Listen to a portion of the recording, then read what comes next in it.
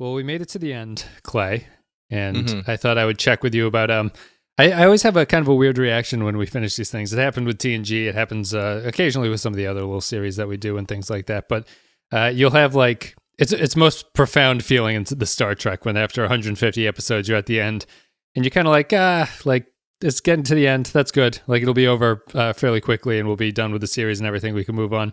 And then we get to the finale and I'm kind of like, I can't believe it's over. Sort of like it hits me in a weird. I wouldn't say it's like an emotional reaction, but it's kind of like this like bittersweet ending, very similar to, I guess, how the finale What You Leave Behind actually feels for a lot of its characters. I didn't know if you felt the same or if you just see this as another day job that you have to go through and you're just like punching out at this point. Yeah, man, it's all a grind to me at this point. You know? Yeah, get your Chronos hours in and then just move on to the next gig. Yeah. No, I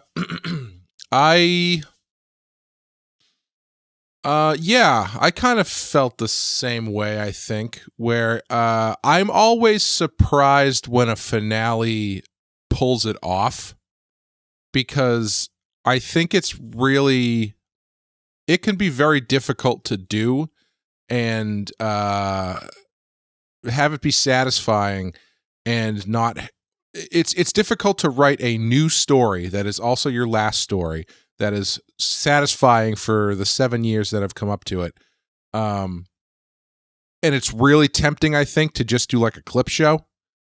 And so I'm always impressed when they can stick the landing. And I've been most impressed with Star Trek because they tend to stick the landing pretty well, at least between this one and TNG. So two out of the 5 anyway. Yeah, TOS doesn't really have an ending because it doesn't. Right. It didn't know that it was ending. It was just a regular episode that was the and final Enterprise. One. Enterprise sticks the landing by pretending Enterprise never happened. Yep. So yeah. Well, we're going to talk about maybe why or why not DS9 hits its landing with What You Leave Behind. But I just wanted to say thank you to all the listeners who have been listening for the entire time. Thank you very much to all the patrons who have been supporting the show the entire time. We finally did it. 176 episodes or whatever of DS9 are finally done. This is the last one that we're going to be talking about. So we're going to go out with a little bit of different music here that I'm going to take a YouTube Paula ads. I'm going to take Play a some YouTube. Paula Cole. Okay, Play Paula Cole, damn it. It's actually Natalie Cole, but because it's Christmas time at this time, we're going to get Nat King Cole's classic No, cover. it's Nat King Cole, not Natalie Cole. Jesus Christ. No, I know he has a daughter. Who covered that song, I think, right? I think so. Didn't they do a duet together? I think they did a duet, one of those posthumous duets. Yes, it's posthumous. He's dead at the time of the recording, which is bizarre and freaky. But we're gonna be going out with a little bit of music here that'll cause some YouTube ads probably to run that I won't get paid on. But I think it's worth doing at this point. So here we go with some music, and then we'll get into it.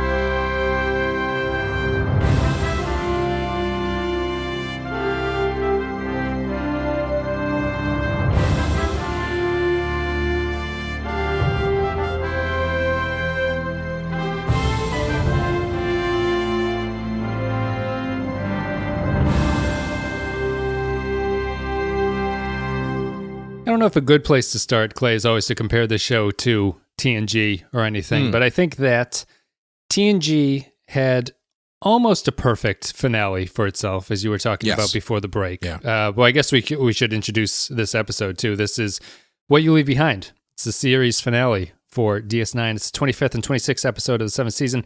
Aired on June 2nd, 1999. Feature-length episode written by Ira Stephen Bear and Hans Beimler, directed by Alan Croker. In this adventure, the final adventure, the Federation Alliance prepares an invasion of Cardassia. Meanwhile, on Bajor, Kai Wynn releases the power wraiths from the fire caves, which threatens the safety of not only Bajor, but the entire Alpha Quadrant. It's the series finale of DS9. And as I was saying, you don't always want to compare it to TNG or anything, but I think TNG had a almost perfect finale for itself as a series. And I think you could argue that DS9's What You Leave Behind is a perfect finale for DS9 in that it captured a lot of things that made DS9, I think, which are both good and bad, very interestingly. It's an interesting series because where TNG had this consistency in that you could see the finale being this kind of consistent, perfect episode that is an encapsulation that also doesn't really have to wrap up anything because the show never wrapped anything up in that way. You can just keep going with it. DS9 had to end, and it had to finish up these stories, and it had so many stories going throughout its entire 7-series run that were like overarching themes. You get to a point where, as we were being like hinted at in the final arc, some of them just aren't going to be as good as other ones. And so you end up with this finale, which I guess I'll throw off to you about what you think about it at this point. But I think it is a very much a DS9 series ending show episode for this one. I think that they managed to do that very well. Whatever that means is up to you, but I think it's true regardless of what you think about it. Yeah. To continue my gymnastics analogy, this is kind of like when, you're doing the gymnastics routine, you hit your final jump, you're hitting all your flips, it's going really well, and then you land it and you do kind of like that wince thing. Yeah, well, one foot steps back sometimes where they have to steady themselves, yeah. Which ends up like knocking enough points off of your score that you don't win. That's what this felt like to me, because like they had all these things that were going through all 7 seasons and all these different things they're wrapping up and it's going really nicely.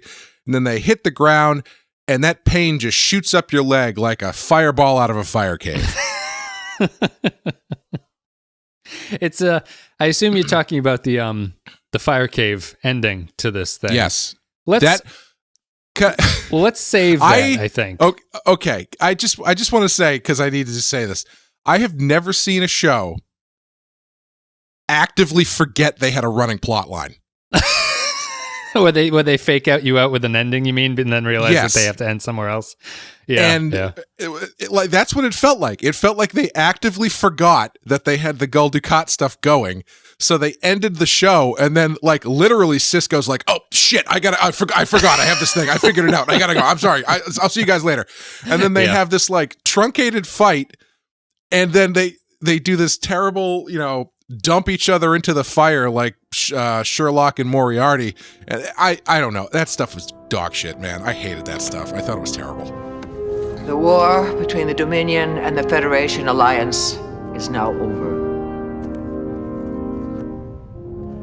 400 years ago, a victorious general spoke the following words at the end of another costly war. Today, the guns are silent. A great tragedy has ended. We have known the bitterness of defeat and the exultation of triumph. And from both, we have learned there can be no going back. We must move forward to preserve in peace what we've won in war.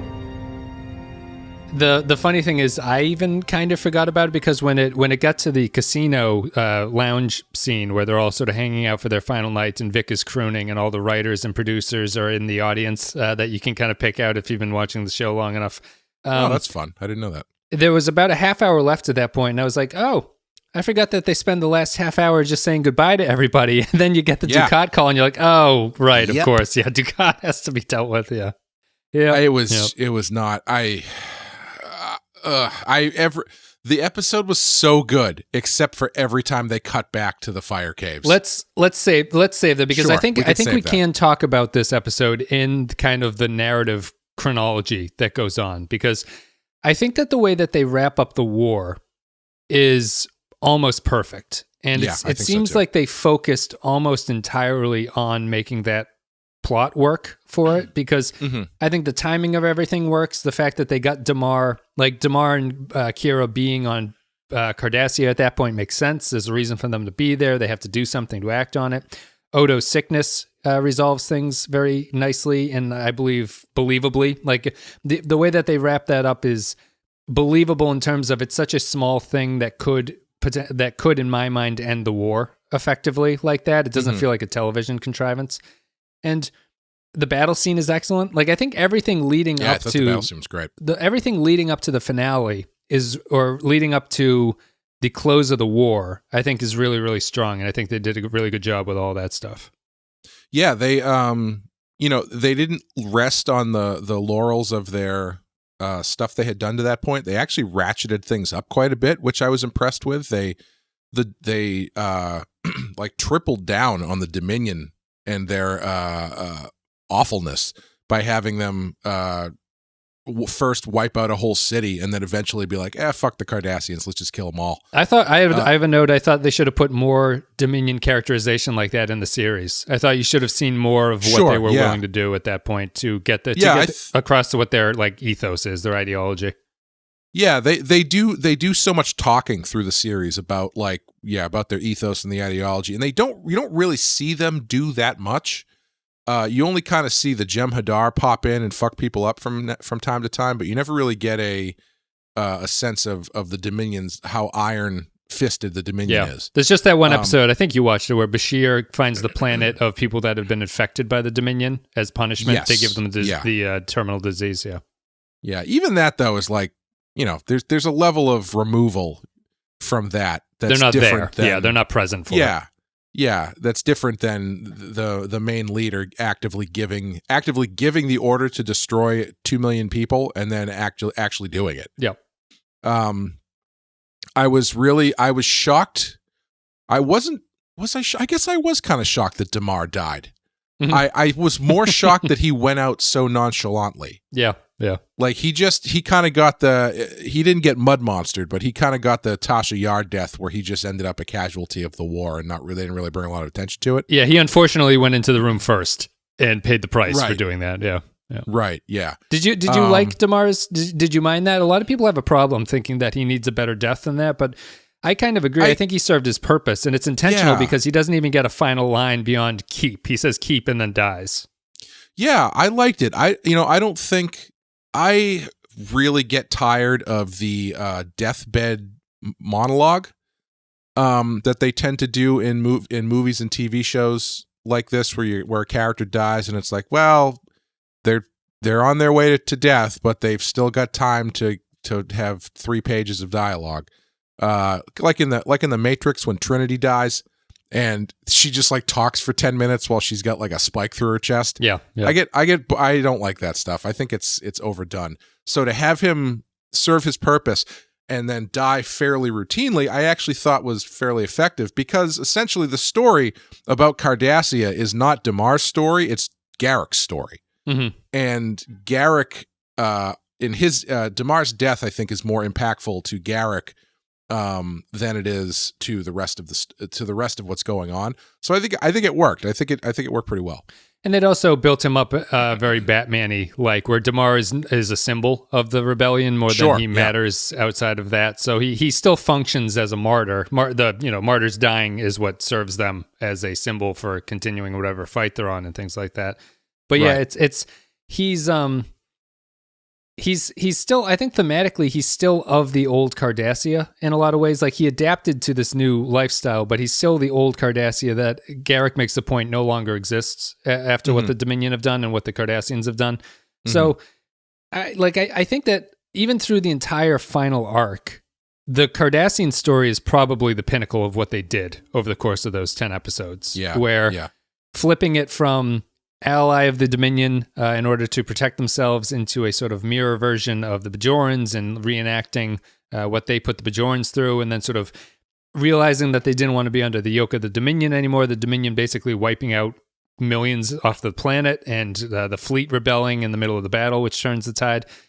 I think that's all really good and a really good parable for their species throughout the entire storyline of what the whole series has been talking about with the Cardassians. I think it's clean, effective, and impactful, and obviously has like huge ramifications if a series were to continue after this series. Like another Star Trek show came out that took up the mantle at this point. Cardassia is in a totally different position than anything else. Yeah, I think a nice symbolic way to wrap that up with Damar's death. Maybe this does happen, and I wasn't sure because the action happens so quickly when he gets shot. I actually wasn't even sure it was him until he fell down. Would be if he actively stepped in front of Kira to save her from being shot or something like that, where he's, you've now got the Cardassians who used to rule the Bajorans putting his life on the line to save a Bajoran who was one, that kind of thing. Yeah. That would have been a nice, single scene wrap up of that story. But yeah, I think coming out of those final 10 episodes, the Cardassian story is the most interesting. I think they pretty much nailed it as far as pulling it off, except for Dukat. But yeah, he's not really a Cardassian at this point, I would argue. Yeah, but he should have been. I have a lot of thoughts. We're gonna get to it. We mentioned the space battle in this one. I really like it. You know what they do? They do the thing that I was always complaining about in prior space battles. The scene is not just about watching ships shoot each other. There is stuff and narrative and story happening while the battle is going on, and I think that, like in the fight scene where the original Defiant was destroyed, that only felt like it was there to see the ship shoot at each other.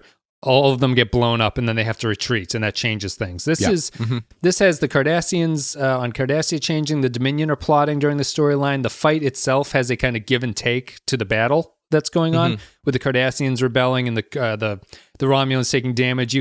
I think that battle does a really good job of, even though you're mostly on the Defiant 2 the entire time, you get a real sense that they're going to lose that fight through that entire sequence, I think, which is really effective. Yeah, and I saw someone said they excuse me, they were using old footage mixed in with new footage, and I caught a couple. Yeah. It was the old footage didn't involve when the Jem'Hadar started suicide bombing the ships, was it? No, that's new. I think they've done that before. They've suicide bombed, but we've never seen that angle before. Yeah, because I was thinking, I was like, oh man, that's pretty intense. Yeah, I don't know why they don't just do that all the time. Yeah, they do. Well, that's how they blew up the Odyssey, and that's how they blew up the Klingon ships in the other battle. Yeah, so that's their thing apparently. Yeah, so it was pretty intense to see that involved with everything else. So it wasn't just the ships show up and then they start shooting and some of them get shot and some of them don't get shot. It's like there was a secondary gear to the battle where the Jem'Hadar starts smashing their ships into everybody. Yeah, the desperation. Both sides have to win at this point. It all comes down to this. Yeah. Yeah. And yeah, I thought it was great. They definitely handled it more like Return of the Jedi, sort of, where they have the space battle going, but then they have the ground level stuff that's moving the story, more character based and thematic and stuff like that. Yeah, I thought much more interesting to me. The character stuff is what the glue that holds the fight scene together, because I don't care about CGI ships shooting each other. Yeah. Oh yeah, absolutely. And I mean, that's how it should be. Honestly, it's unless your character work is happening between the ships that are fighting each other, it's using the battle as a backdrop sort of framing device for your other character work is really the way that those things should go. And that's why it works in Return of the Jedi. It's why it works here. It's why it works in The Force Awakens. It's a pretty tried and true method. And I think that, like, going back to this being a good DS9 finale, what I thought was really kind of neat was before the battle starts, you have that scene on the bridge of the Defiant where Worf and Ezri are talking to each other side by side with Sisko, with O'Brien and Bashir are talking to each other. Mm-hmm. And I thought that was like such a nice little symbolic idea of what DS9 is, because they're talking about technobabble stuff because they're getting ready for the fight. They're getting the Defiant prepared. So they're talking about like phaser banks and like energy coils and all this stuff. But in between that dialogue, they added the DS9 version of what this show is, where they add all this interpersonal stuff that's going on. And so the characters are talking about, like, O'Brien doesn't want to tell Bashir that he's leaving. Worf has that funny joke about he's going to kill Bashir, even though he approves of the dating and everything like that. And it just really struck me as like TNG's version of that is only the technobabble getting ready, and DS9, the evolution of DS9 from what TNG was, is the combination of those two things working pretty well together. Yeah, they TNG would do that stuff from time to time, but it was very short and very truncated. And didn't really usually work a button on a scene. Yeah, it's usually like the end yeah. of a scene is a little character interpersonal sentence or two. Yeah, like even the times where they're playing poker and shit, it's usually they're talking about something else. Talking about work. Yeah, it's not really an interpersonal thing. It is like for a moment, and then it's like, so what do you think's wrong with the captain? It's right. Like, well, yeah, there's a lot of things happening in Romulus, you know, that kind of stuff. Yeah, I thought that worked nicely. I thought there might have been a bit too much of that stuff at the beginning, and I know that they're doing we got to check in with everybody before we all head out to battle thing. But the first maybe 20 minutes or so felt like it was a lot of, let's have these characters chat with each other for a while, which, you know, it's the final episode. I guess you got to do that. But yeah, I kind of miss, like we've talked so much about how I think that the show got away from that kind of stuff, but I like little scenes like when Worf came in season 4, him and Odo's antagonism towards each other was like my favorite part of those two together. Yeah. And here at the end of the series, it's just nice to have them have a scene like where Odo respectfully asks if he can walk with Worf to the Defiant to get on. Mm-hmm. And it's just, it's like, I feel like they just didn't have scenes like that between those characters anymore, where it's just these brief interludes where you get a little bit of insight where Worf is concerned for Kira, but he's not going to say anything to Odo, and Odo is also stone-faced in a way that Worf is. So they have this very like stifled professional conversation on the way to the Defiant, and I think it's good. Well, yeah, you know, I didn't find myself getting really emotional as it was wrapping up, except for, and I don't know if this is due to the events of the past couple weeks, but the scene that kind of made me a little teary-eyed was the scene with Quark and Odo. Mm-hmm. Where they say goodbye. Part of it I realized was this dynamic was so strong in the early parts of the show, and then eventually they just kind of stopped doing it because they had other stuff to do, and there wasn't really enough time for like these Quark and Odo headbutting sessions. So when they pulled back and did one more of those, I was like, oh, that's, you know, that was one of the best parts of the show. At least they remembered it. Yeah. No, I agree. There's a couple scenes that get me a little bit misty. That one's very good, and I also really like the when Odo cures the Founder. He has a scene with Kira afterwards where he then explains what he has to, like, why the agreement was made between the two of them. I thought that was great. Yeah, that single-handedly came close to redeeming the Odo and Kira thing for me. I want to focus on this. Do we want to talk about this now? I pretty much talked about all the battle stuff, I think, and we'll probably have a little bit. So we can talk about Odo and Kira, I guess, at this point. Yeah. That sort of redeemed their relationship for me because it ended in the only way I think it could have ended that would have been satisfying. Would be, with Odo, you kind of have two options for where his character goes. Because at the beginning of the series, he's someone who doesn't have a home, essentially. So you either have to have him find a new home and be his own person, or you have to return him to his people, changed in some way. And they managed to do both, where he finds a new home with Kira, but ultimately chooses to give that up in order to go back to his people. And I thought, a lot of times that sort of sentiment is kind of hollow, but I have to go back to my home planet now. My people need me. That stuff can come off kind of silly. But I thought it was really well done. And I mean, he has this. He knows his people are dying. He can cure them all himself. Of course, he makes the decision to go back. I thought it was great. And it's also written into that was conditional on the war ending. Is exactly the female Founder is only going to end the war if he goes back and does that and fixes the rest of them, because she in the scene prior to that was talking about that how curing the link is like the main focus of what should be done. And she's also talked about how in previous episodes Odo getting back to the link is the only thing that she considers important about this whole expedition. Mm-hmm. So I think that Odo and Kira's wrap up there works really well. The scene where he admits to Kira what he's done and why he has to go back makes sense. Odo going back makes a lot of sense.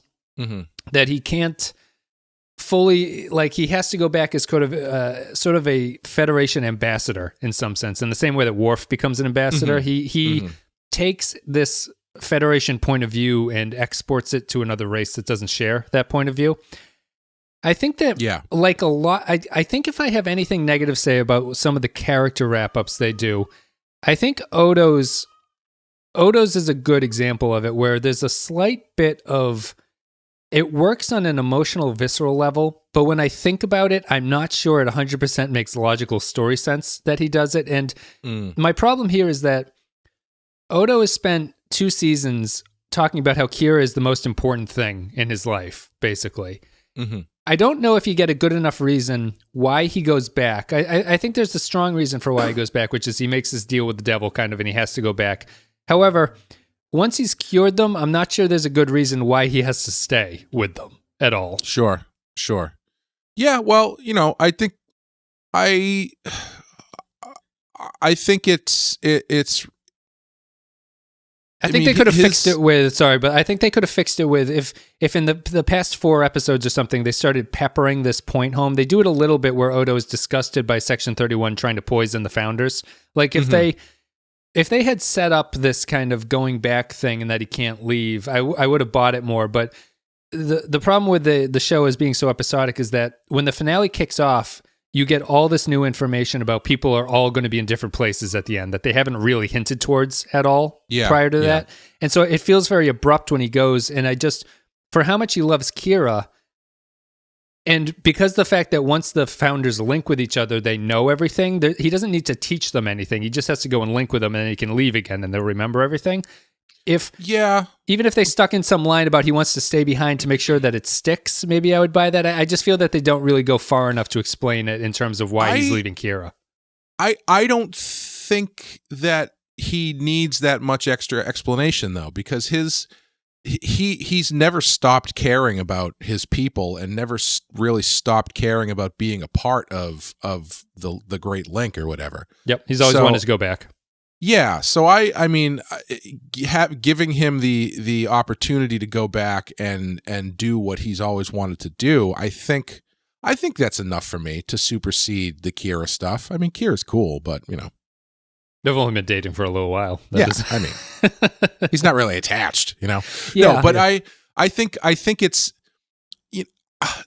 This is kind of sounds weird to say, but the relationship with Kira is kind of a byproduct of his actual journey, right? Because his actual journey was to find his people and be welcomed and rejoin his people, and he's been pushed away from that at every turn up until this point, and now he has the opportunity to do that. I totally buy that he would do that.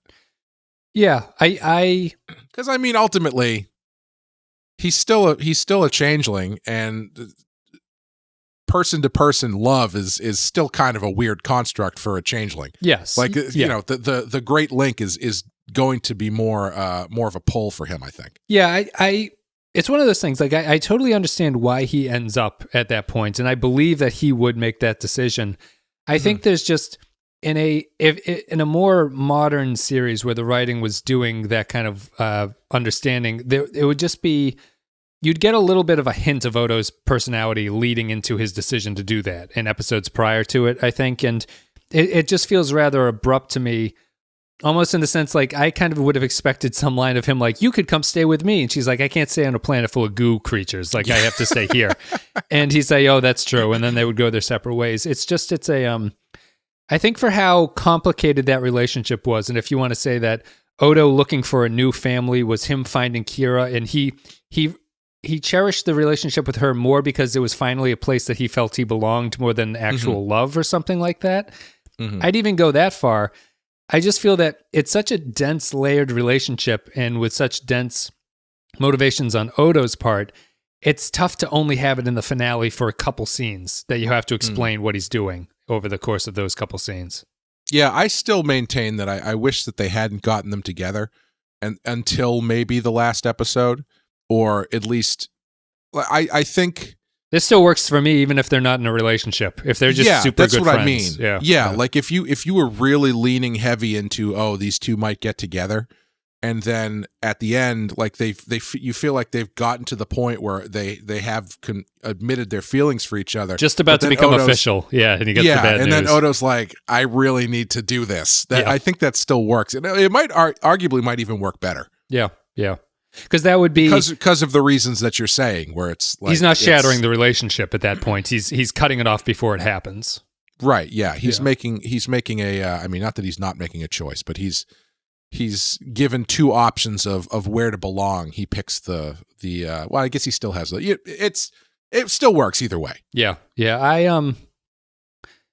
And Odo's another good example. I think that his story and his wrap up is really good, and the sort of splintering of this, like it's just such a stark contrast to how this show ends and how TNG ended. Like the cast is shattered apart at this point. Like no one is around anymore. It's really just Bashir and Dax who are left on DS9 at that point. Well, Quark's Kira, I suppose, but most of them.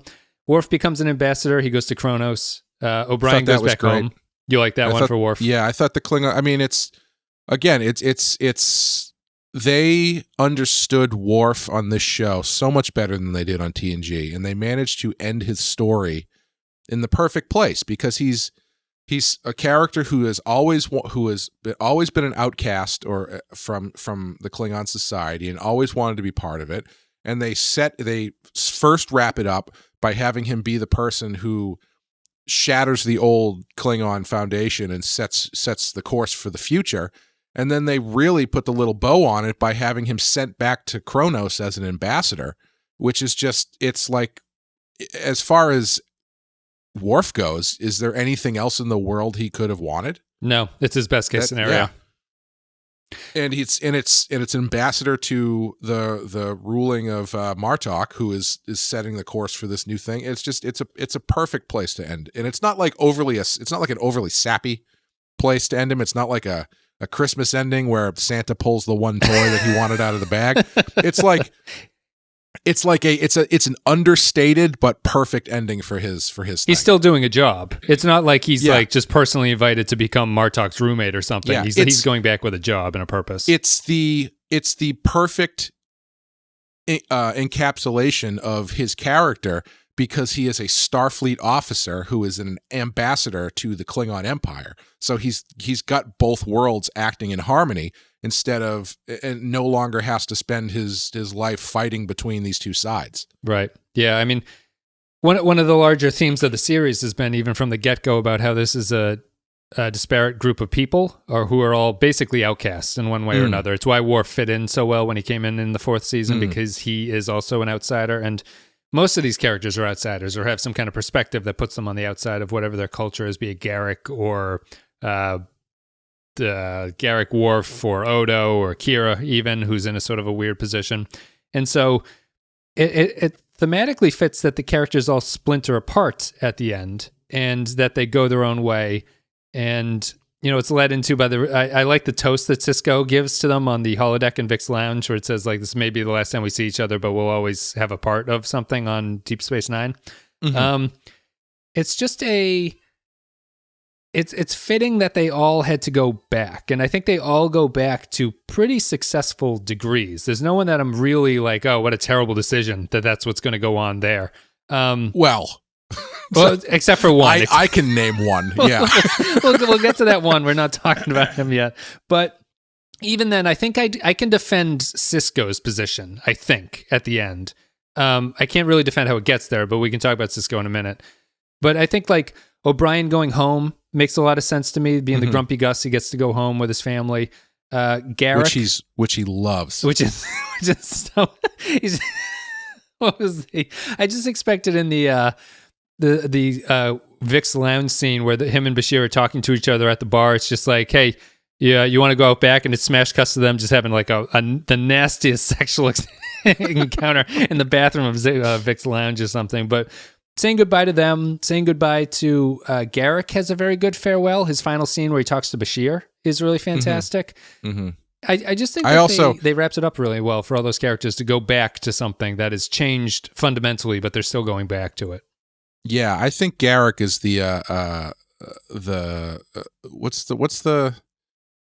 is it basketball that has the 7th player award, or is that hockey? Sixth man is basketball. Sixth man. Yeah. Garak is the 6th man in this episode, where he is the dark horse, fantastic character arc episode. Like both of his scenes are great.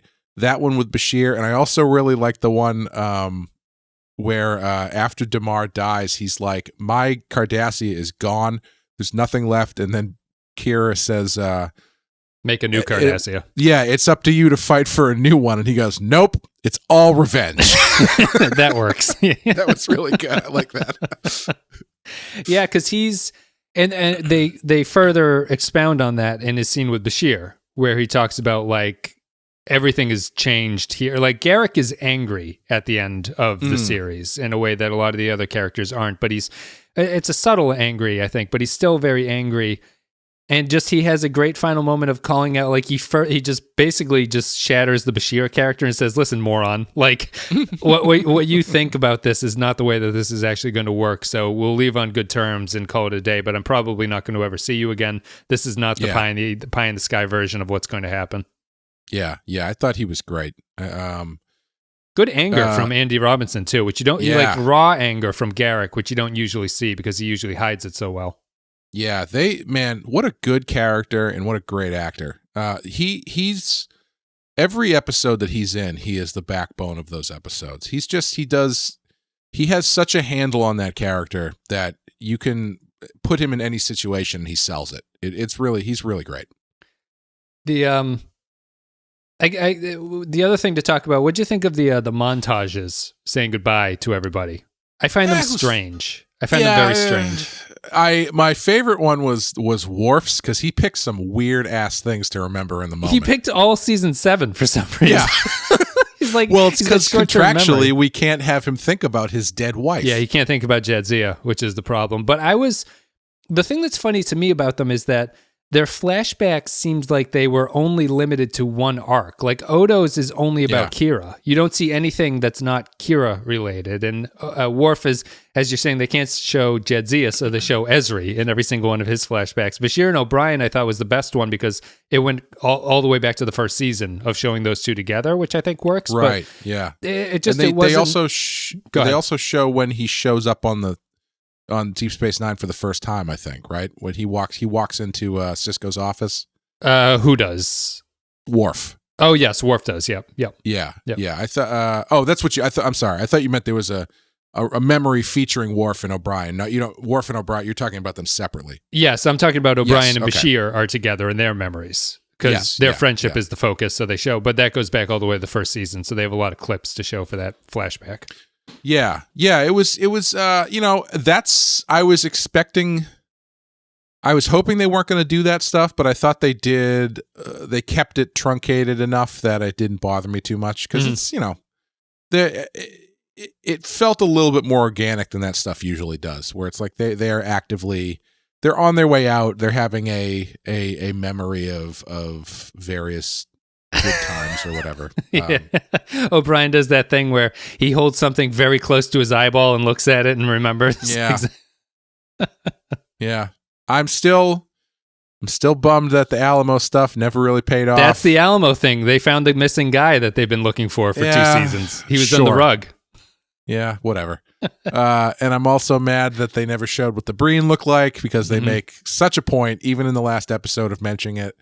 However, I did like as much as I hated the opening scene of the episode with Bashir and Ezri in bed, I did like the end where he says, "No, we can't do the Alamo, but we can do Sparta," which is basically the Alamo, but it's Greek style. Yeah, it's Greek. Yeah. Yeah. I like that. That back and forth with them about the holodeck thing was nice. I like that.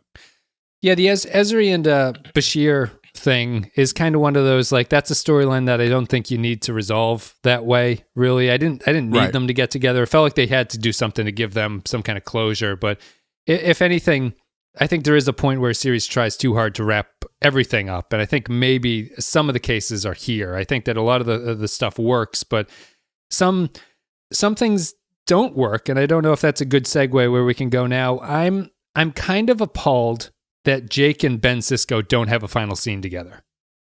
Yeah, they don't, do they? No, he doesn't say goodbye to him. Yeah, you get some flashback stuff, but yeah, you don't really have he doesn't say goodbye. They only have that scene where he comes in and he's like, "How's Cassidy's morning sickness, and he's like, it's fine. Yes, he said, get the bucket, Jake, and then that's the end of their relationship. That's all you're good for. Get the bucket, Jake. Yeah, it's. I think that probably ties in fairly well to. Okay, actually, you know what? They should have had Jake have the vision instead of Cassidy. Yeah, I mean, like, doesn't that feel like it would be a little bit more appropriate? They're in a tough spot there. I don't know. I think they made a mistake by having Cassidy get pregnant. I don't know what that does except make it more difficult to not say goodbye to her and not Jake. Like, ideally you'd want the both, but I just feel that the series started with Jake and Jake growing into a man and moving, like, he literally moves out in the middle of the series and gets his own place and everything like that. Mm-hmm. But they've had such a tight relationship that to not say goodbye feels very counter to everything Sisko was as a father throughout the entire series. So it's strange to me that he only says it to Cassidy. However, he has to say goodbye to Cassidy because she's pregnant, so he can't just leave her there. And the one bit of trivia for you is this was originally designed where Sisko's going with the Prophets was going to be permanent, and there was no doubt that he was not coming back to it. Mm-hmm. Mm-hmm. Avery Brooks pushed back against that idea because he didn't like the idea of a black man abandoning his family and child in the series. Fair. So they rewrote it to this vague thing, which I think actually works because of the way that the Prophets see time. But he's like, I could come back in a year. I could be back yesterday. You're not going to know when this is going to happen. I think it's clean and it works. But I think that having to do that left them in kind of a weird spot where Sisko's fate ultimately feels undecided in some way that's not really satisfying. It's like you're not sure why he's there. Should we start at the beginning with Sisko before we get to where he ends up, I guess? Sure. So why didn't you like the Prophet stuff?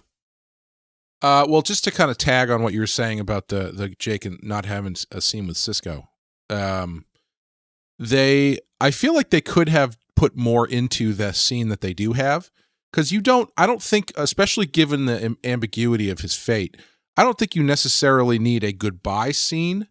But if they had leaned into that scene at the beginning and had some sort of father-son moment where Sisko is telling Jake about, one day you're going to be a dad and blah, blah, that kind of shit.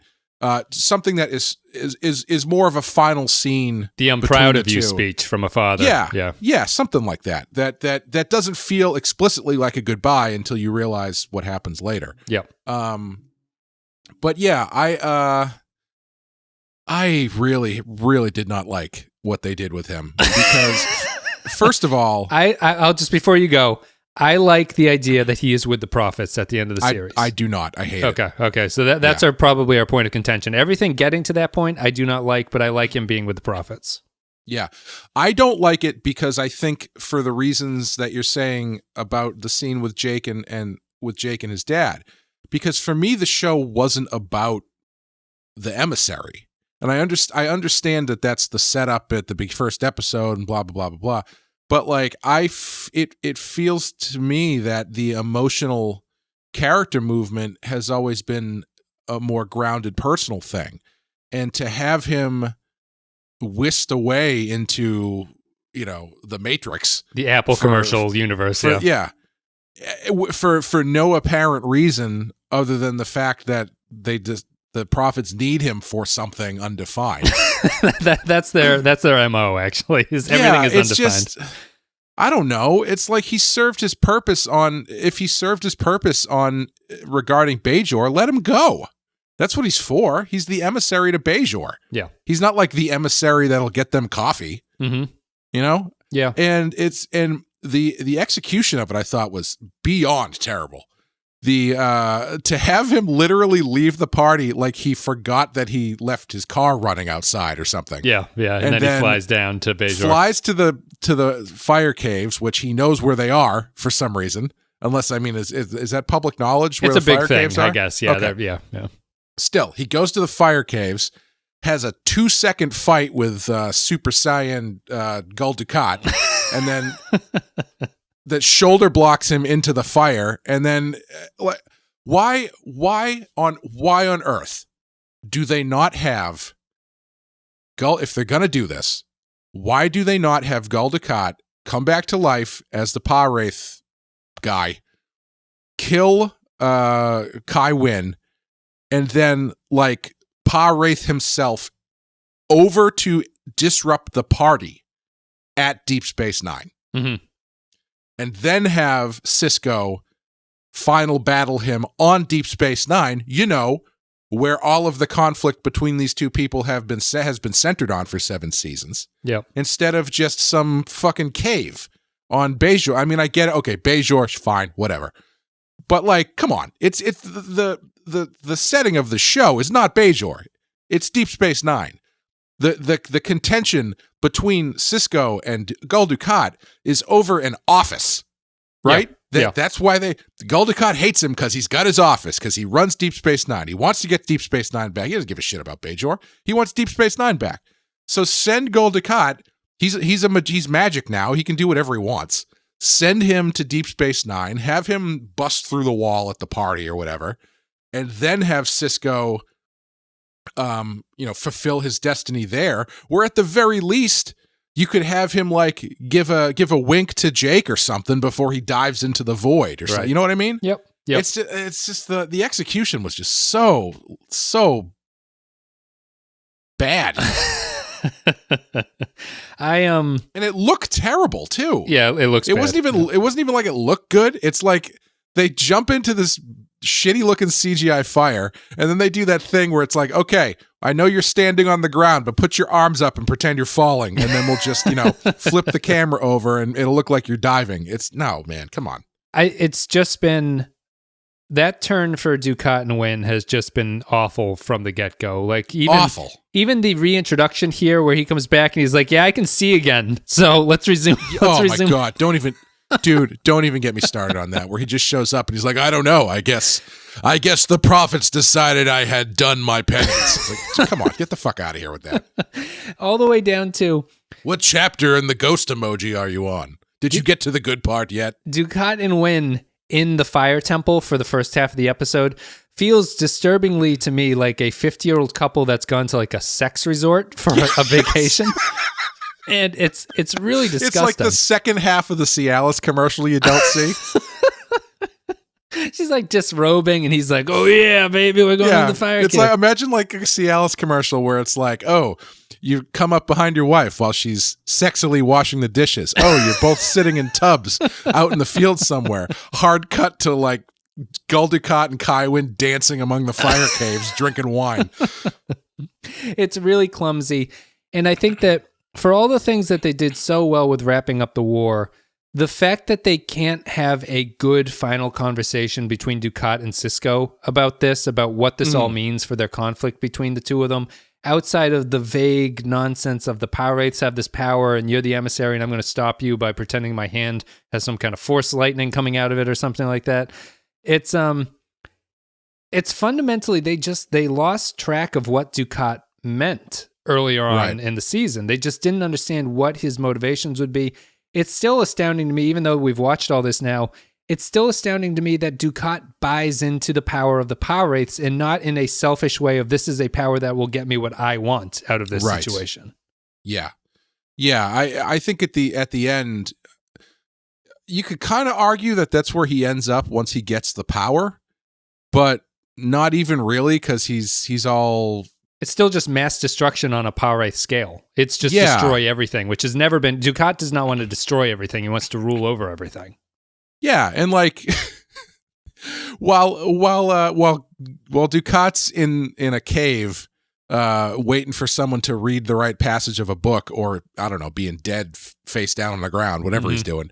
Cardassia, the place that he's been fighting for in some capacity for 7 seasons, is literally being massacred by the Dominion. Yeah, and he doesn't even know what's happening. And I think it's just I never really was on board with people saying that they completely railroaded him as a character until this episode. Like, this episode? Yeah. Well, you think it took the culmination to show you how wrong it had been for so long? Yeah, I think they could have saved it. I think they could have saved it by either tying what they were doing into the story in a more proper way. What's this for an idea? I as much as I love the resolution of the war story, I'm always torn by this.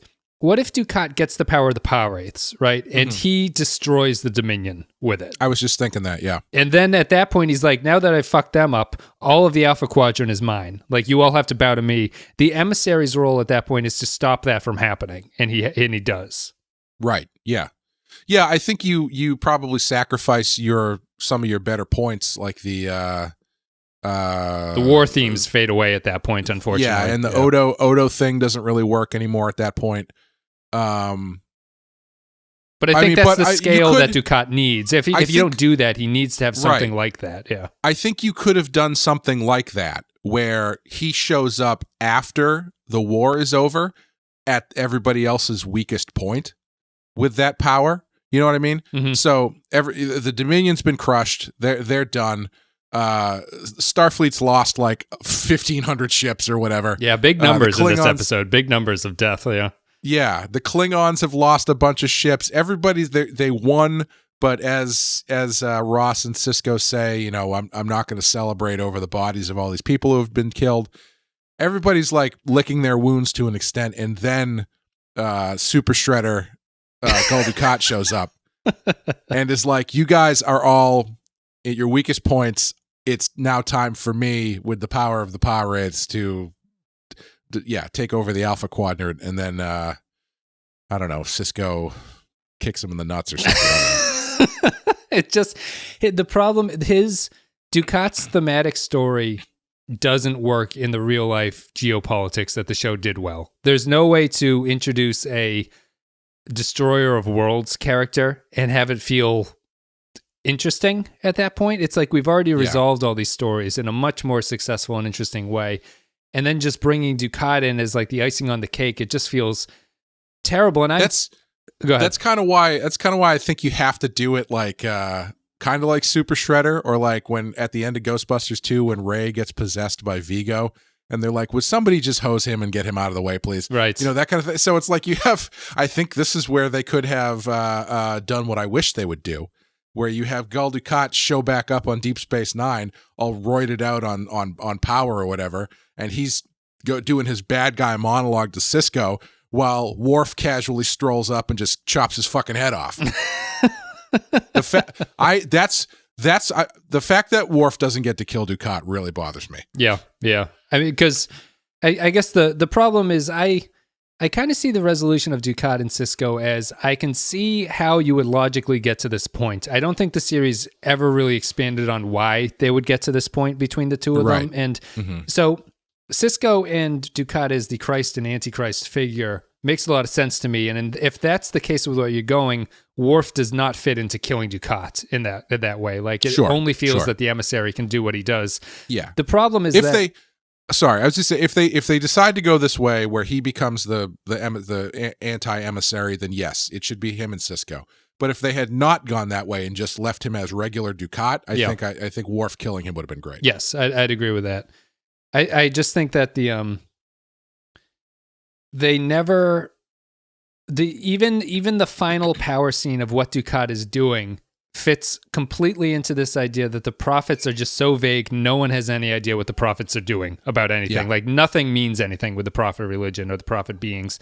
And you get to this point where if you don't know what these prophets are all about and what the Power Wraiths by extension are all about, it's just this generic, I'm going to destroy things, stop me from doing it. Oh shit, I shouldn't have been standing so next to this cliff. Now their story is resolved and here we go from there. Or the book is the key bit of power. It's like, it even ties into Win, where this story was so awful that it just completely destroyed both of those characters. Win was on shakier ground prior to it, but Win at the end is just like, oh, I made a mistake. Emissary, destroy the book. Like that was a bad thing I did there. And then she dies. It's like, what a terrible characterization role for her. Yeah, her purpose ultimately is in that final storyline is just to be the person who releases the power raids. She doesn't have any really agency over anything. It's just she's the key for Dukat. He needs her, and they don't even play that up that Dukat is just using her. I don't think they really play that angle up all that much. It makes it seem like he legitimately wants her to be there with him. Yeah. It's strange. Waste of a character, waste of time. Yeah, it's pretty silly. I wish that I almost wish that he had gotten his power and then burst into the party on Deep Space Nine. And then Vic was like, "Hey, Pally, why don't you come up here and sing a song? Maybe that'll make you feel better." And then he was like, no one's ever asked me to do that before. I'm going to sing Fever. I'm going to sing Fever. This is everyone's familiar. It's an old standard. It's that one song people sing when they're trying to be sexy for some reason. Yeah, I know. I would like to sing My Way by Frank Sinatra. The song that everybody who's never done anything their way seems to love. Hit it, boys. 2, 3, 4. Yeah, I think we can just close kind of before we go to final thoughts with how you think that this works as a finale for the series. And you sound like you're fairly positive, except for the Sisko thing. But would you say that really just how you think that it works as kind of a closeout for this group? Because I think it's really effective and affecting. To kickstart your answer, do you find this or TNG's finale to be more impactful, I guess?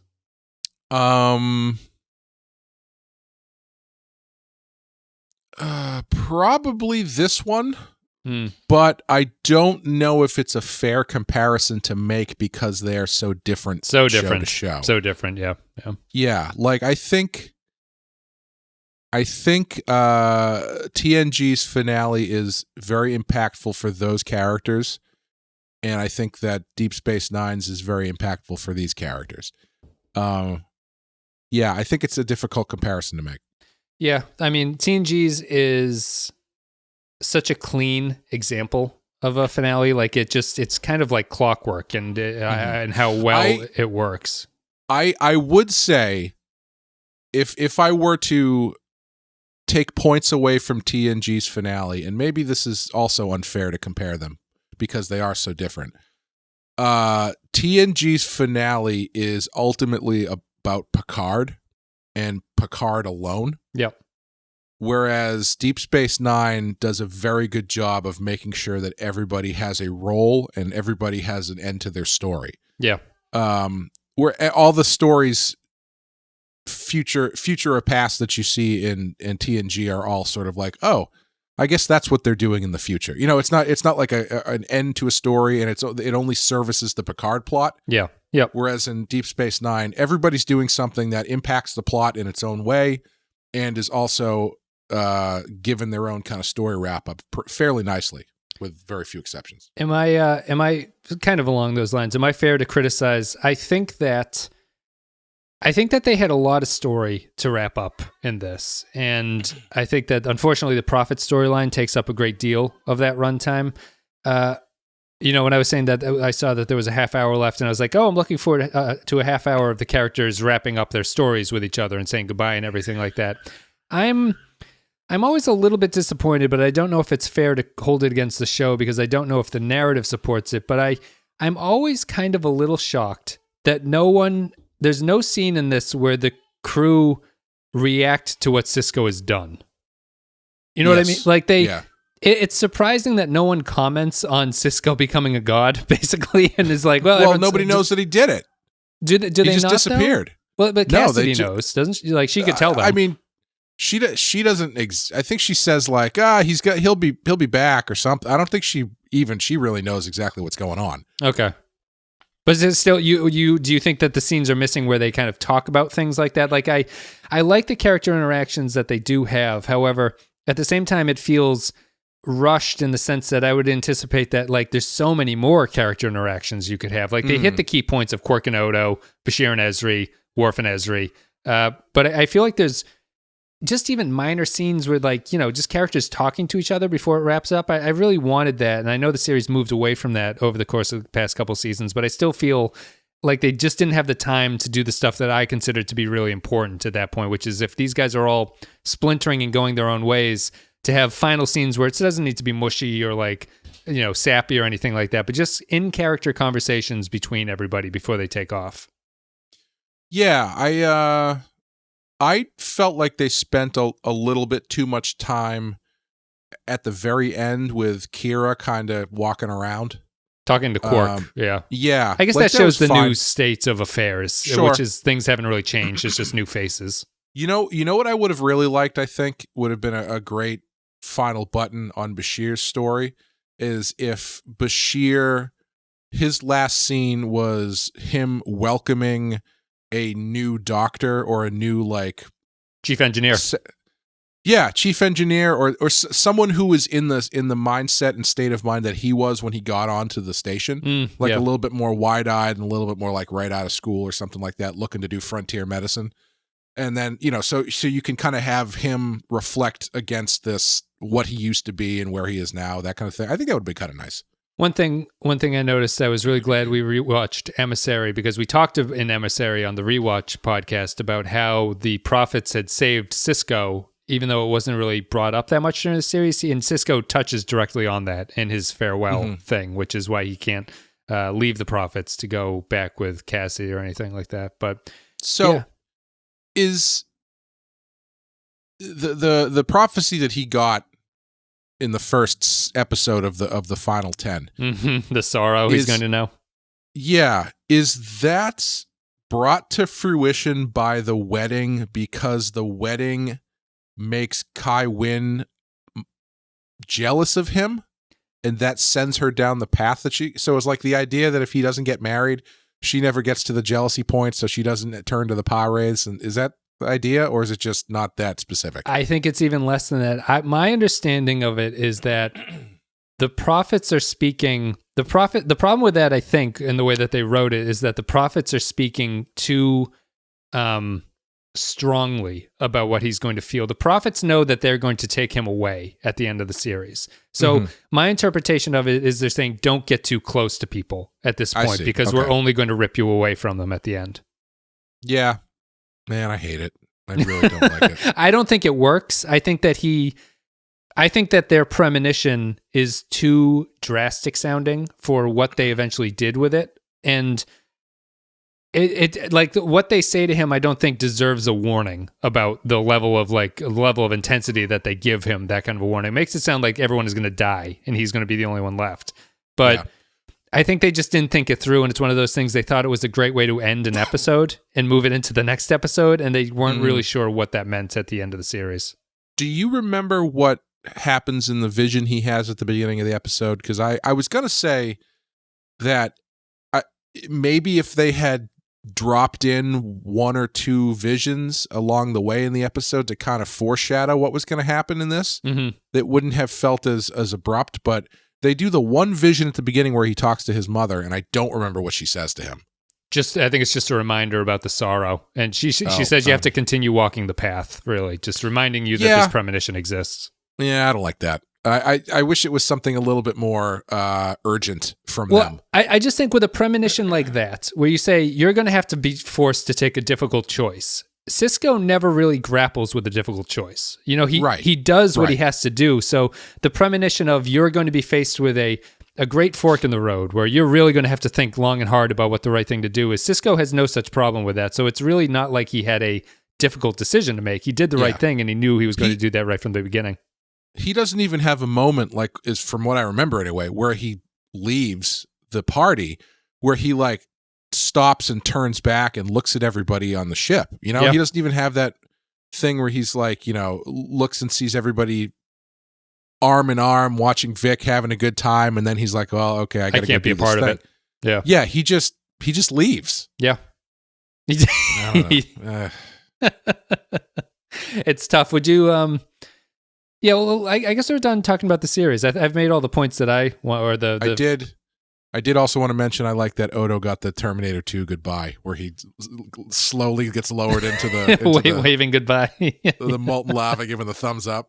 He wears his tuxedo. I like that final scene with him wearing his tuxedo and everything goes into it. Pretty good. Yeah.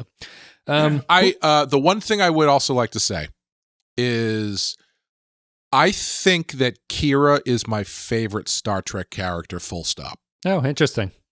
I just think the relationship didn't kill her enough for you. You thought there's enough there. because I thought the last couple episodes she's been in have been really great for her. And I think I'm also glad we went back and watched Emissary again, because it reminded me how much I like her, and kind of put her arc in a little bit more perspective for me, going into the end. And I just think she's a really interesting, really unique Star Trek character, who gets a really solid arc and has a really strong characterization and has acted really well. And I'm kind of bummed that she never showed up in anything else, because I really like her as a character. Yeah, I like where she ends too. But being in command of the Bajoran space station. The other thing, before we go, there's so much to talk about with this. I'm sure we'll have another video where we kind of collapse on these things. But some of the reviews that are negative towards this episode say that one of the big failures the show has is that it doesn't solve its central issue from the pilot, which is that Bajor is never admitted to the Federation in this episode. Did you notice that, or do you think that matters? I didn't really think it mattered that much. I mean, maybe I lost track of, or lost sight of what the central conflict was in the story. I don't know, but I don't know. It seemed like things got bigger than that. It did. You know? Yeah, that's true. Yeah. And it's kind of one of those things where they played with it a bunch and they never committed Bajor into Starfleet. They actually have that episode where they're objectively, or like they expressly are like, no. Right, yeah.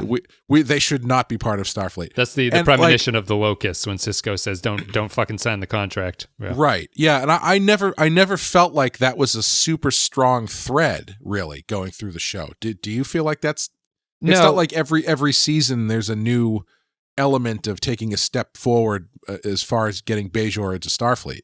Well, I think it only highlights it for me because I'd agree with you. The writers seemed incredibly disinterested in Bajor at a certain point. But when we went back to the Emissary pilot, what's stark about it is that Sisko's entire mission is predicated on getting Bajor into the Federation. So if you go back and you look at the pilot, you kind of say like, well, I can understand him going off with the prophets, but at the same time, it feels like he has completed his mission fully if Bajor is accepted. It doesn't mean anything narratively, really, beyond just sort of saying this happened, but it does feel like the final bow on Sisko's arc is to say that he finished his final Starfleet mission and has now ascended to something else.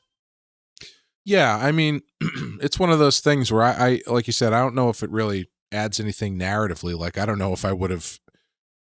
I don't screaming for paperwork to be signed and be like, what is the status? If they like had a scene where Admiral Ross was like talking to Sisko about how Bajor has now been, I don't think that would have really added anything. And I mean, if they wanted to wrap that up, then they should have made Bajor more of a thing in the last season or so, because it's not.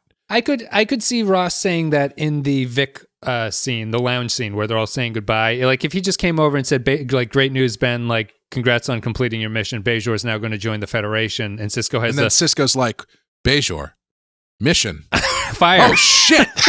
He's like, you really lit a fire under these Bajorans. He's like, fire. I'm happy to see that the Dominion caved finally. Fire, cave. Oh damn it!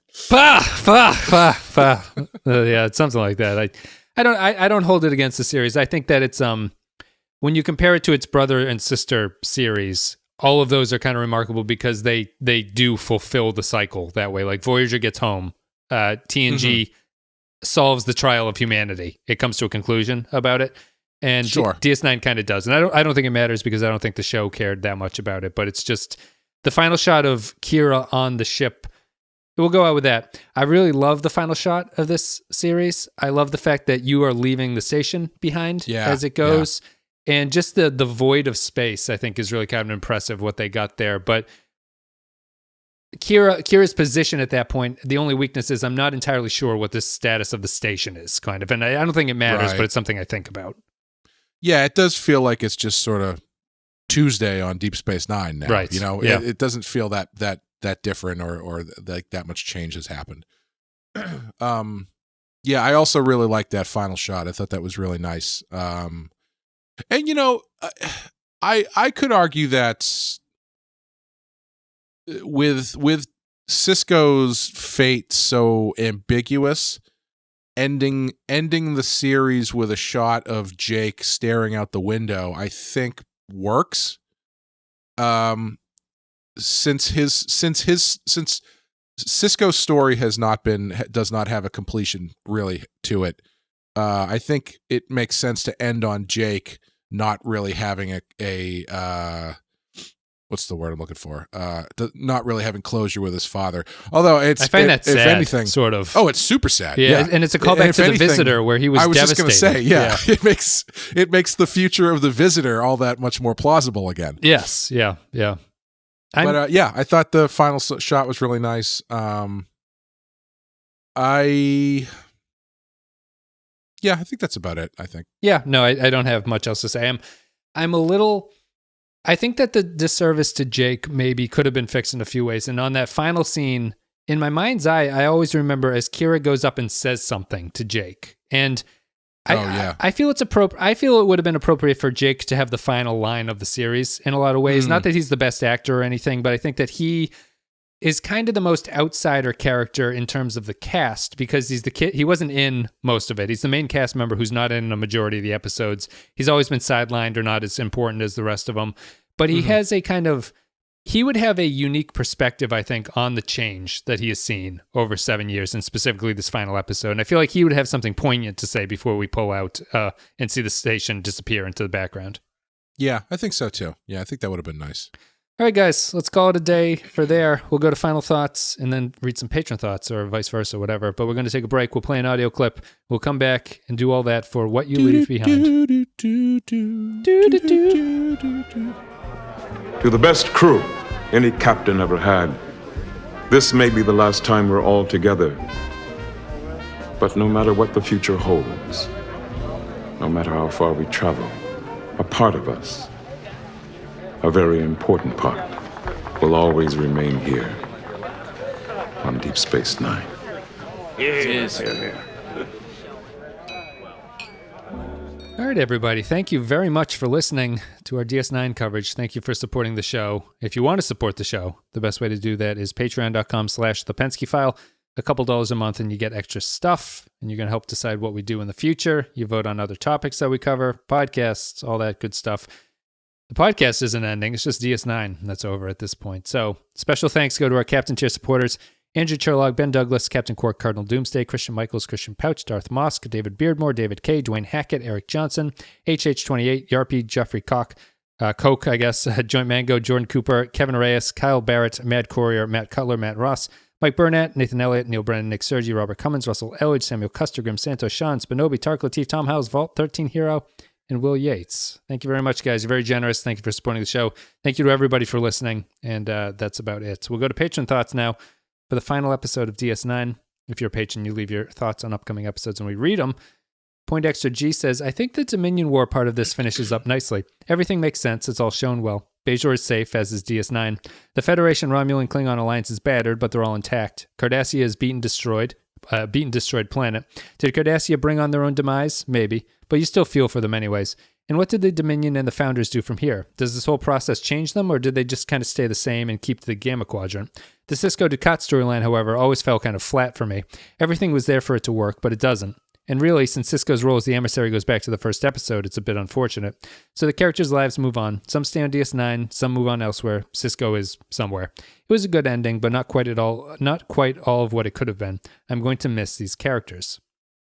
Abid Hussein says, what you leave behind, tissues at ready and make sure I'm all alone. My wife and kids just don't get this obsession with this dated 30-year-old TV show, but the finale always has me in tears, especially poignant knowing that this show will never likely return. They knew they weren't getting movies, Clay, which is interesting to me. And they ended it obviously knowing that was not going to be a possibility. Yeah, I'm kind of bummed. Like the as much as I like it because it has an ending, part of what's fun about Star Trek is everybody's always just kind of out there. Mm-hmm. And so, you can pull them into things. Yeah, you can do Nemesis or whatever and have a shot where Picard talks to Janeway. Is it? I don't remember if it's Nemesis or one of the others. Yeah, it is. But speaking of that, did Worf lie? Because Worf is still hanging around in Starfleet in Nemesis on the Enterprise, and he didn't go off with Martok. It's a long trip. You got to say bye to other people. Sometimes you get roped into shit. Yep. Yeah, it's too bad. Like I was thinking, as much as I'm not looking to Picard to be the nostalgia wagon check-in with everybody from the Star Trek universe, part of me kind of hopes carries that burden. Yeah. Part of me kind of hopes he stops over at Deep Space Nine for a second. I don't know. He probably I wouldn't if they had an episode of Picard that was like Picard in Emissary, right, where he spends that amount of time at DS9 before touching off somewhere, I wouldn't mind that in a sense. Like, that seems like it fits to me. He's been there before. See what the station is like at this point. It's some way to update yourself. But yeah, it's a good point. Yeah, like bring Kira back. Just have Sisko there and be like, yes, I came back eventually. I came back 2 weeks yesterday. Yes, I've been here 2 weeks just yesterday. hanging out. Yeah, because as I said on the wine podcast, when Sean and I were knocking around this idea for a Star Trek comic, I very much wanted the Starfleet-based antagonist for Picard to be Sisko, because it made sense to me that he would be the one to go off after Picard to bring him back in. Yep. Obviously, that won't be happening because he's fucking around in the ether somewhere, I guess. But or just maybe like touch into Sirach Lofton's life, and he's like, "Yes, everything that happened in The Visitor came true, and I'm a depressed writer now." Just dying, just waiting for his father to come back. I know. Yarpy says, excellent finale for a very good show. We get a satisfying ending for the characters, storylines, and show itself. Except for the Power Wraith crap, which I still don't like, even though Alemo is great to chewing the scenery. I really don't like them killing off Damar, but they probably thought they had to kill him off, given his history on the show, and that they had to kill at least one regular. Usually these kinds of finales feel rushed, but this one, in my opinion, feels just right. The montage where they show the clips from the previous episodes is well done. It's just a shame they couldn't get Terry Farrell in there, probably due to bad blood between the producers and her.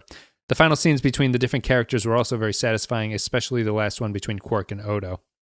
I'm actually surprised that they couldn't use prior footage, because I always assumed that they own it. I guess it was, unless it was a point to say "fuck you" to her or something. But like it was a money issue, apparently. Oh, really? Yeah, she was asking for too much, is what Ira Stephen Bear said in a thing. He was annoyed that they couldn't do it, but with the way that the budget was looking for the episode, the amount she was asking for how little she was going to be in it was too much, and they couldn't justify it. That's a bummer. It is. It sticks out, doesn't it? That she's not there. Yeah. If they ever put it out on Blu-ray, which they're not gonna. They should go back and they should cut in during that montage. They should come to terms with Terry Farrell now and just cut in some footage of Jadzia in those flashback things. No, for my enhanced Blu-rays would just have those flashbacks be an extra 10 minutes long and just have all the good stuff in it. Like just show everything, it would probably ruin the flow and stuff like that, but maybe it has it have a deleted scenes or something. I would also my alternate Blu-ray version would be the show just ends at that the party at the party. Yeah. What did I say? Chad Wiley says DS9 is one of my go-to examples for how to do an ending right. Not a lot of shows take the time to wrap up all their character stories in the way that this one does. The whole extended cast really give their characters proper send-off. Sure, not all of it works. The Wynn and Dukat stuff is kind of silly, and it lacks any Jadzia flashbacks, and that's embarrassing. But on the whole, it's incredibly satisfying. DS9 has always been one of my favorite TV shows, and the strength of the ending is a big part of that. I love it every single time I see it. Captain Quark... I still can't believe that they structured this show to make it seem like they forgot that the Dukat stuff was happening. Like, I didn't even find it clever. It wasn't even like, oh, I bet you forgot that this was happening. It felt like, oh, shit. We have a whole nother plot line we need to wrap up in the next 20 minutes of our show. And it's a doozy. Captain Quark says, I found the conclusion of the war and where most of the characters wound up to be satisfying. The fate of Cardassia was both ironic and chilling. Odo's decision to rejoin the Founders is poignant and makes sense given his series-long characterization. The weak point, unsurprisingly, is the wrap-up of the Prophet storyline, which is too flawed from the start to make it compelling. In retrospect, I think the writers squandered the potential of Dukat as a cult leader, making the Power Wraith cultists a terrorist group would have made Dukat's story more interesting and thematically tied into the whole leadership struggle in the Alpha Quadrant. Matt Ross says, you just said yes, you agree? Oh, yeah. I still think they shouldn't have done the facial reconstruction thing. I think they should have had Kai Wynn go to Dukat purposely because he is a Pa Wraith like expert or something. Yeah.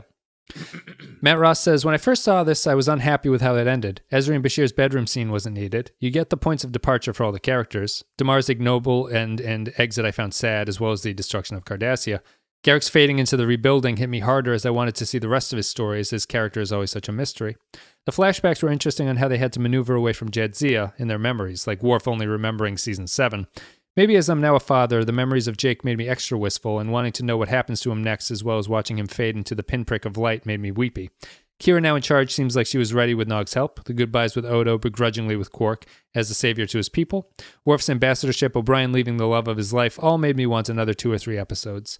The ending with Dukat and Sisko, the battle of good and evil, was weirdly rushed, as expected, and a proxy fight and winning at great cost. And although things stay the same in some regards, as Quark says, when the camera pulled back and showed the tiny size of the station as well as the great magnitude of the universe, you can't help but realize that you wanted more and were saying goodbye to our imaginary friends and heroes.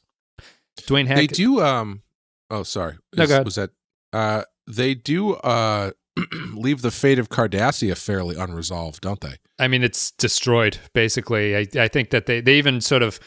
They hint at the fact that the Romulans and Klingons are also in bad shape because they are not capable of invading anywhere, Odo says. So, yeah. It would have been interesting if they had done something like the remaining population of Cardassia was being relocated to Bajor, who was welcoming them in as refugees or something like that. You know, like some sort of tie up there where they are now in their time of need. Bajor is stepping up and being the bigger person and welcoming in these people, you know, and maybe that's how you do the Federation thing, right? Yeah. So you have Bajor welcoming in Cardassia, and Ross is talking about that, and he's like, honestly, it's a big step forward to getting them into the Federation. Yeah. I guess my only problem with that, if I was writing, would be Garak has that speech about, like, the Cardassians seem so prideful that I wonder if they would even do something like that.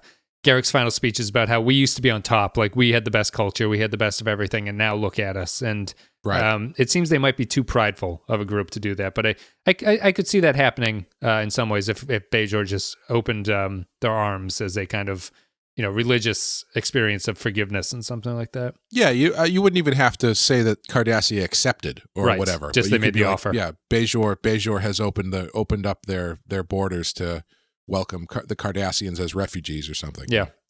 Dwayne Hackett says, out of all the series finales, this one is a gut wrench. It scores just above All Good Things, although at points it feels rushed, especially with the way the war ended. I don't think it could have been handled in any other way, although I don't think it could have been handled any other way. In that final montage they did at the end, it gets me every time. Plus, Sisko is a god. Picard should be jealous. A few gripes with it. 1, Jadzia Dax is not featured. Could be due to her contract issues. 2, Worf lied to Martok. See Star Trek Nemesis. 3, I find it hard to believe that Sisko would not have appeared to Jake. Their bond is the strongest in the series, yet he doesn't even say goodbye. Even if the writers were trying to save time, they could have had Sisko pull him into the vision Sisko had with Cassidy, with a hug, and her still following through with the same actions. I would have also loved a nice farewell between Garak and the other cast members, but his last lines to Bashir were probably the best of the entire episode. 5 out of 5. Kyle Barrett says, it's been a long road getting from there to here. A wonderful finale that hits most of the right notes. But I want to use this chance to say a big thank you to Wes and Clay for doing the podcast and bringing us so much entertainment over the years. And thanks to all the only guests. us, not to any of the guests.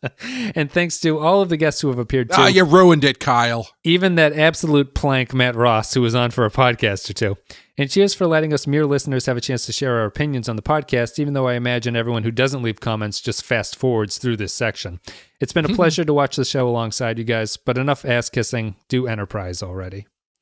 Christian Pouch, thank you, Kyle. Thank you very much.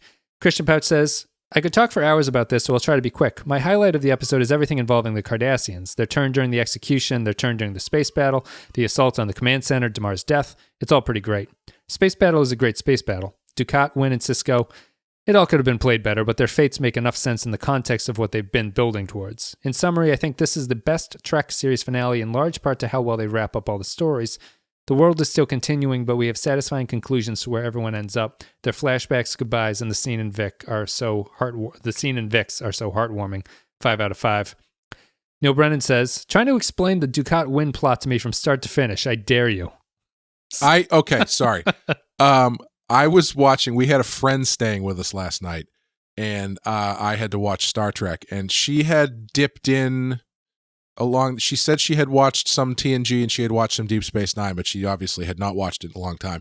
And she was staying on the couch, and I had to watch this, so I was like, do you mind if I put this on? She's like, no, not at all. And I found myself having to, I probably didn't have to do this. You felt you needed to. I felt the need to be like, all right, this is the final episode. This is not going to make sense. I should probably dip in and kind of explain some stuff. And it really made it did that thing where, where you're watching something that you like with someone who is for lack of a better term, an outsider. Yeah, who and is unfamiliar with it. Also a fan. You become a lot more aware of the silly shit that you're watching. Yeah.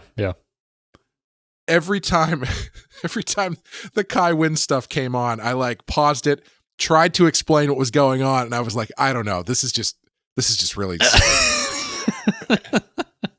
I mean, to Neil's point, it's on such flimsy footing. Why any of them do anything? It's purely just the writers have to pull the strings to get those characters into certain positions. So it's just there's no good motivation for anybody in anything that they choose to do in that arc.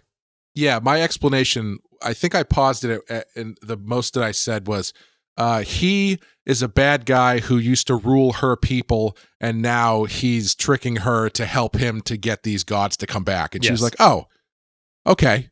Yeah, it gets worse than that, though. It's much. I was like, boilerplate, get you through the scene. So, Last comment, Russell Elledge.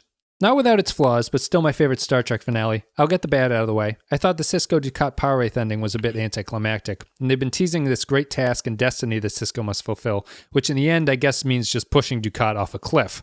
Also, if the book was key to everything and the prophets are all knowing and outside of time, couldn't they just tell Sisko or anyone for that matter to simply grab the book and toss it into the nearest fireplace? That is a big problem with it, yeah. Yeah, I think you said it 3 episodes ago. Why does this book exist? Yeah. Why doesn't somebody destroy this book 1,000 years ago? Yep. Well, we didn't know what it could do. Well,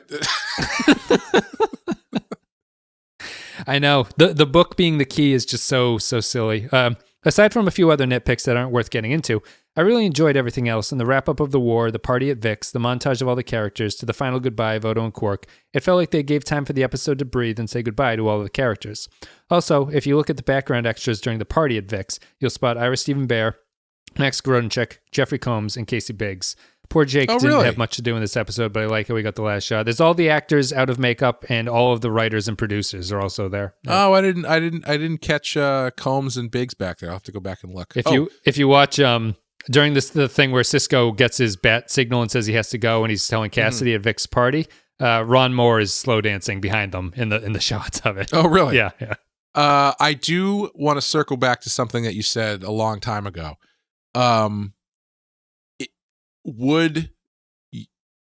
If the final shot had been zooming away from the station, and instead of just the space, it's a camera pull out of Benny Russell, of his eye. Would you find that? Would you still think that would be a satisfying conclusion? They were going to do that. That was the idea. It wasn't going to be a pull out to an eye, but you would just cut to Benny Russell sitting with a script in his hand called Deep Space Nine.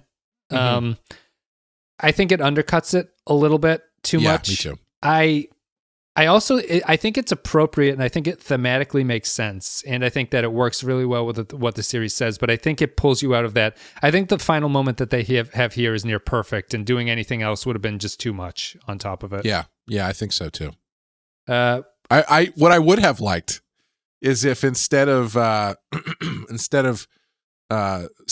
doing a spit take and running to his car to save the day, if they had, if the prophets had zapped him into Benny Russell's body, and it was Benny Russell having to beat up that shitty cop. Yeah, the played by Dukat.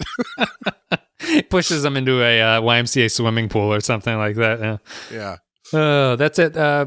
Poor Jake didn't have much to do this episode, but I liked how he got the last shot. Thank you very much, patrons, for leaving your thoughts about that episode and all the previous ones. It makes it always reminds us of something that we forgot to talk about, so it's much appreciated. Thank you for supporting the show. All right, Clay. Your final DS9 rating on a scale of 1 to 5. What are you going to give What You Leave Behind? I'm going to give it a 5. I am going to say personally, comparing the two series finales, I thought this was great, but Best of Both Worlds. All Good Things is still my favorite episode of Star Trek TNG. Mm-hmm. And I would not say that this is my favorite episode of Deep Space Nine. Oh, sure. Yeah, that's a good way to put it. Yeah, so I would compare them that way. Also, moving forward, I've said some things about my thoughts on Star Trek moving forward. And I don't want to, make it a direct one-to-one comparison with having a child. But you know how when people have a kid, I think you might. I have no idea. I'd zone out. It's like, oh, the pregnancy was awful. It was the worst pain I've ever had in my entire life. I can't wait to have the second one. Because you kind of like get through it and then you remember the good stuff and you're like, yeah, I would do that again. Sure. I'd say there's a 3-month process in between getting to that point, but I understand what you mean. Yeah. I kind of feel like now that we're done with this, I'm kind of in that headspace right now because I do really enjoy the world of Star Trek. I'm probably going to regret it as soon as we start the next show. As soon as you're pregnant again, you could be like, "This is I was wrong. This is a terrible idea. I should have taken my shot." But like, I don't want to say that I'm ready to jump into Voyager from episode 1 or anything like that. No, but I'm not ready to say that. I am looking forward to the next thing that we do.